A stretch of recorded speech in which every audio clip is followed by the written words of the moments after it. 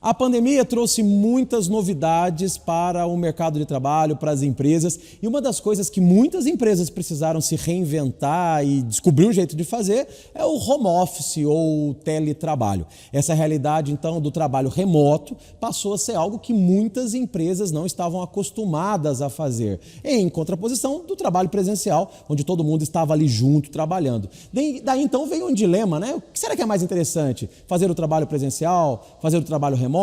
E é isso que a gente vai conversar aqui, começando com você, Alexandre. Qual que é a sua opinião? Trabalho remoto ou trabalho presencial?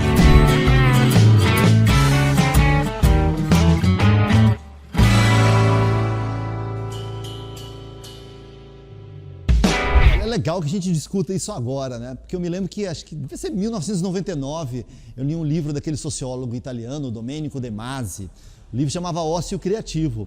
E ele falava que no futuro a gente poderia dar vazão para a nossa criatividade, um novo capitalismo, porque basicamente a tecnologia permitiria que a gente pudesse, por exemplo, trabalhar de casa, não tendo que se perder tempo em deslocamento. E é curioso, se a gente for analisar, o Skype é de 2003, né? E que tenha sido um vírus, não de computador, mas que tenha permitido, ou seja, a gente já tinha tecnologia, mas não tinha o mindset, a mentalidade adequada para isso, né? Eu acho que dizer se é melhor o teletrabalho ou o trabalho presencial depende um bocado da profissão, da pessoa, do ambiente que ela tem. Mas eu tendo a acreditar, Marcelo, que o melhor formato é o formato híbrido, né? Aquele que conjugue o melhor do teletrabalho, você não se deslocar no trânsito, você até melhorar o trânsito das grandes cidades, você poder ficar mais tempo da família, mas também sem perder todos esses benefícios que só a interação humana traz. Até pelo nosso trabalho como palestrante, a gente passou a fazer palestra online, que é super legal. Gosto muito das palestras online, ela tem alguns diferenciais, você consegue fazer uma palestra com que pessoas em diferentes pontos do Brasil consigam assistir, isso é muito legal.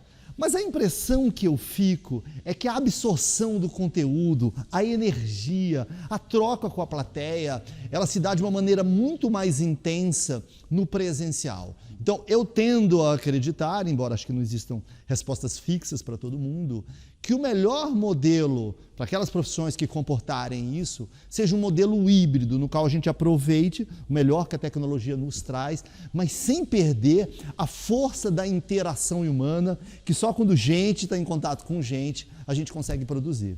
Pois é, e eu concordo com você totalmente. Eu também acho que o modelo híbrido me parece que faz mais sentido, porque ele une o melhor dos dois mundos, né? Mas é claro, a resposta depende do tipo de negócio, do tipo de atendimento que ela dá. Algumas empresas precisam ser muito mais presentes, obviamente. Você vai no supermercado, é muito difícil as pessoas dali que trabalham na reposição, das gôndolas, trabalharem no modelo remoto, enquanto que quem está no escritório talvez consiga fazer isso. Então depende muito do negócio, do segmento, do momento e também da cultura da empresa. E eu acho que isso é um ponto importante. Eu, ao longo desse período, atendendo empresas, pelas instituições que a gente trabalha, eu vi que algumas empresas tinham uma resistência ao home office, ao trabalho remoto, e falavam, na nossa cultura não encaixa. Mas não é que na cultura não encaixa, é na cultura de quem decide e que prefere ter as pessoas presentes. Isso era muito comum. Eu via empresas dizendo isso. Aqui não funciona, mas não funciona porque alguém disse que não funcionaria, que era melhor ter presencial, e não deu sequer o espaço para que isso acontecesse. A gente sabe que os dois modelos têm prós e contras, e você fez questão de citá-los muito bem.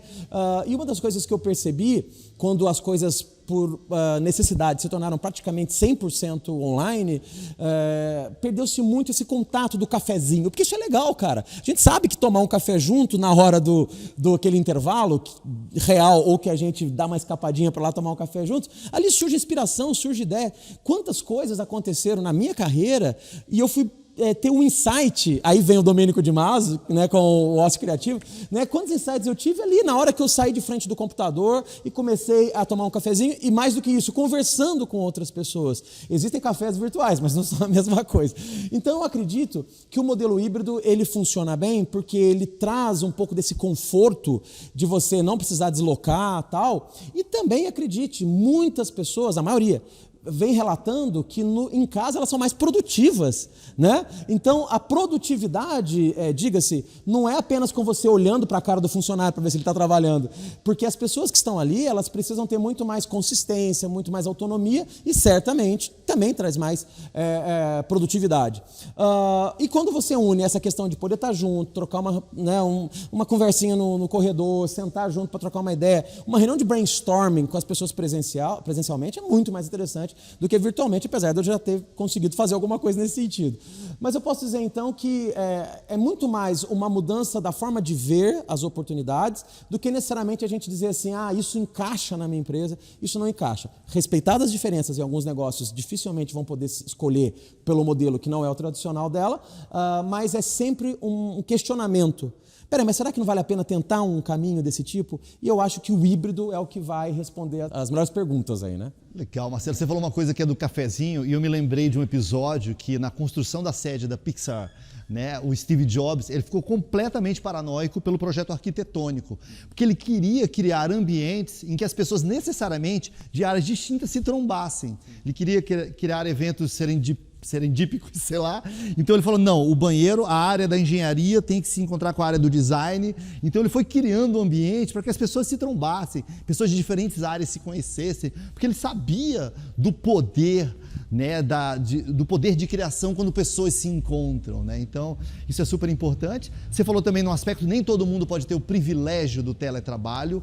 Então, e muitas vezes, essas pessoas que não têm o privilégio do teletrabalho, o cozinheiro tem que ficar cortando cebola, o guarda do banco tem que ficar lá vigiando, ou seja, são essas pessoas que viabilizam o meu teletrabalho. Para que alguém entregue pizza para mim, para que o supermercado esteja abastecido, eu preciso que outras pessoas não estejam em teletrabalho. O que a gente pode fazer é reconhecer e dar a melhor condição para essas pessoas. E acho que o teletrabalho traz desafios novos também, né? Pode ser que muitas pessoas não tenham a ergonomia ou o equipamento necessário para operar de teletrabalho, precisa se levar em conta isso.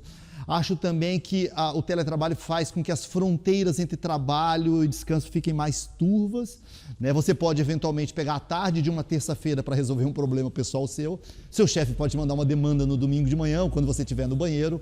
Então acho que são fronteiras que a gente ainda precisa pactuar com sobriedade, com justiça.